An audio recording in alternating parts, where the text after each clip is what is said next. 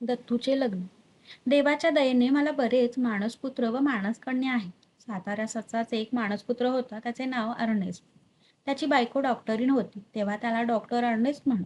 आता दत्तूच्या लग्नाची तिथीवार गावही ठरली. आम्हाला वराड व वराडाचा प्रवास खर्च पाहिजे होता.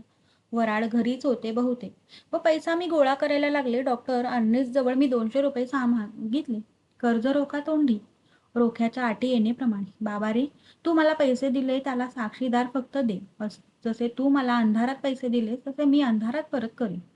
मुदतीचा प्रश्न नाही. मी मेले गेले तर दत्तूपासून पैसे घ्यावे.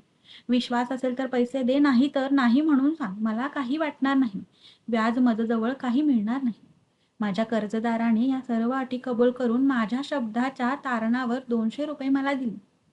टिळकांचीही तयारी होत आली. घरी हाताशी एक कारकून होताच त्याच्याकडून व काही स्वतः लिहून विवाह पद्धतीच्या नकला करण्याचा सपाटा लावला.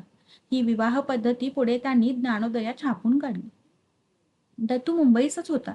तेथे तो कामावर होता. उन्हाळी सुट्टी सुरू झाली तरी तो आला नाही, कारण त्याला आपल्या सासू सासऱ्यांच्या मदतीने घरची व्यवस्था करायची होती. आमच्याकरता जाणूच घर पाहायचे होते व कोठून तरी भांडीकुंडी मिळवायची होती. टिळकांचे मित्र डॉक्टर गोवंडे यांनी भांडीकुंडी देण्याचे कबूल केले होते, पण आयत्या वेळी त्यांची व आमच्या व्यायांची काही कुरबुर झाली व पुढे ते लग्नालाही आले नाही. दोन्हीकडच्या मुळा चिठ्ठ्या एकाच कागदावर छापल्या होत्या, त्याही मुंबईतच छापून घेतल्या होत्या. माझ्या घरचे हे पहिलेच कार्य होते. नातलं कोणी येणार नाही हे ठरलेलेच होते. मला हौस की बरेच वराडी बरोबर यावे, पण इकडून वराडी मुंबईला जाणार आणि वर मुंबई सडकून पडलेला तरी माझे वराड तयार झाले. ऑर्नेस्ट, त्याची बायको, मुलगी नागपूरहून जहाल मंजुळाबाई व तिची मुलगी, बाबू पाटणकर, माझ्या बाबाचा मुलगा वासुदेव, बेंजी व आम्ही तिघी आणि चिक्की. पैकी मला फक्त पाटणकरांचे भाडे द्यावे लागले नाही. लढाईचे दिवस, भाडी वाढलेली, त्यामुळे या ट्रीपमध्ये बराच पैसा गेला. सामानाचे भाडे पडलेच असते, म्हणून धान्य व जे काही किरकोळ बाजार भरला होता त्याचा बाजार भरविला नाही. म्हणजे यात जो पैसा अडकवून टाकला तो तेथेच अडकवून पडला. टिळकांच्या पेक्षा मला व्यवहार ज्ञान अधिक ही घमेंडे एखाद्या वेळेस सपाटून उतरले व असे घोटाळे उडत राहिले. आम्ही सर्व मंडळी म्हणजे वराड निघालो. अर्नेस्ट आमचा अधिकारी. वराडाबरोबर व पाहिजे म्हणून दत्तू आधी लिहून ठेवले होते की मुंबईच्या एखाद्या मधल्या स्टेशनावर तू येऊन आम्हाला मिळ. अर्नेस्ट मोठा डोक्याचा मुलगा. त्याने सातारला आम्हाला डबा रिझर्व करून दिला. आम्ही सर्व ऐसपैस बसलो. गाडीत गर्दी म्हणते मी. लग्न 2 दिवसात आलेले, पण आम्ही सुखाने पुण्याच्या स्टेशनपर्यंत आलो. गाडी स्टेशनात पोहोचताच अर्नेस्टने सामान भराभर बाहेर फेकण्यास सुरुवात केली. मी म्हटले, असे का हो करतो? त्याची बायको म्हणाली, डबा रिझर्व करण्याची काही भानगड आहे. पुण्याहून मुंबईत जाताना पुन्हा गर्दीचा तोच त्रास झाला. पण पुन्हा अर्नेस्टचे डोके चालू लागले. पुन्हा त्याने डबा रिझर्व केला. आता डबा आमच्याच बापाचाच. आम्ही सर्वांनी आपापल्या पथाऱ्या सोडून पांघरुणे घेऊन पसरलो. अर्नेस्ट मात्र एका कोपऱ्यात बसून होता. पुणे सोडले. पुढच्या स्टेशनवर एक जण जाणता आला. त्याने अर्नेस्टचे खरे स्वरूप ओळखले. जाणत्याच्या मागोमाग माणसांची रीघ लागली. डबा तोंडातोंड भरला. आमचे सामान गुंडाळता गुंडाळता आमची पुरेवाट झाली. कशा तरी वळकट्या गुंडाळून ठेवून आम्ही पहाटेपर्यंत वेळ मारून नेली.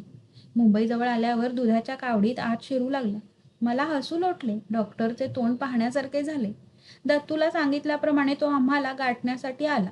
बरोबर भास्करराव उजगरे होते. दोघांनी ठरवले की मुंबईच्या शिवेपासून आपण ह्यांच्याबरोबर असले बरे, म्हणून हे शिव स्टेशनवर येऊन आमच्या गाडीची वाट पाहत उभे राहिले.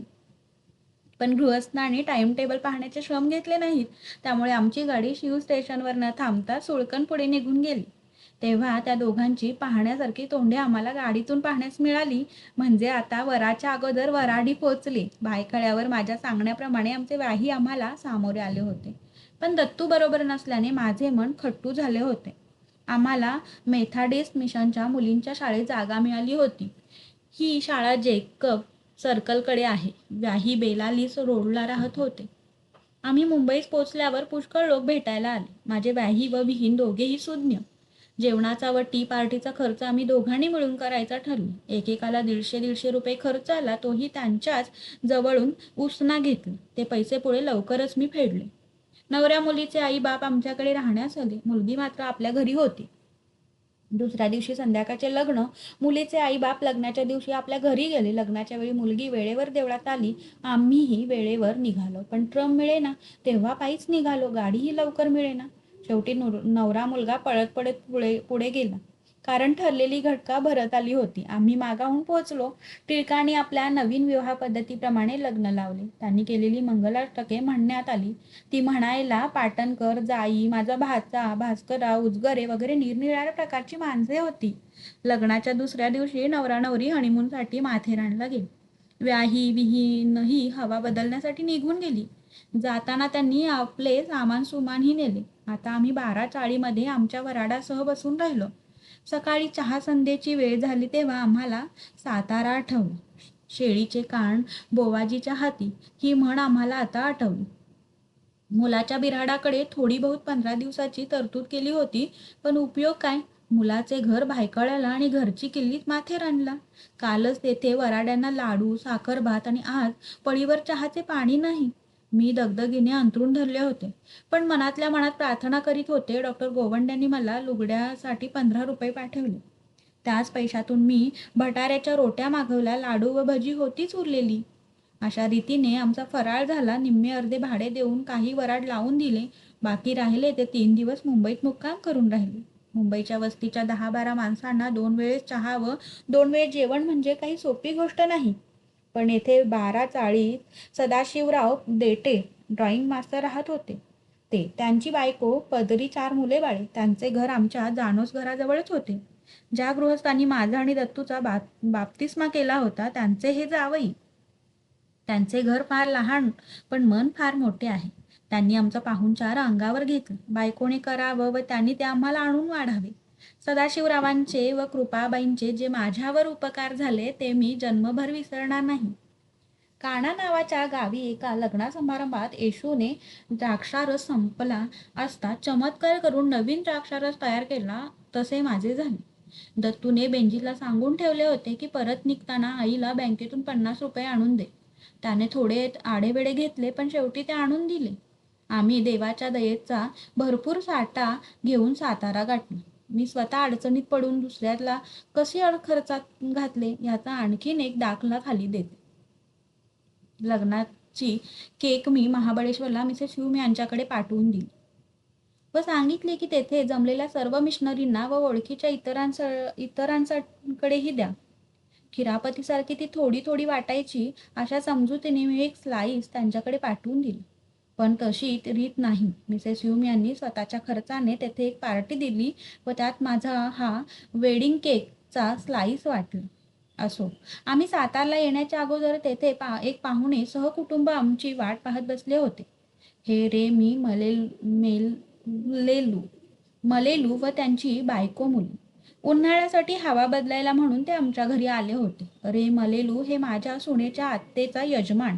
त्यांची 7 माणसे, त्यांची नोकरीण व आमची 3-4 माणसे व नामी अशी घर भरून आम्ही माणसे झालो. लग्नासाठी जो बाजार भरून ठेवला होता त्याचा चांगला उपयोग झाला.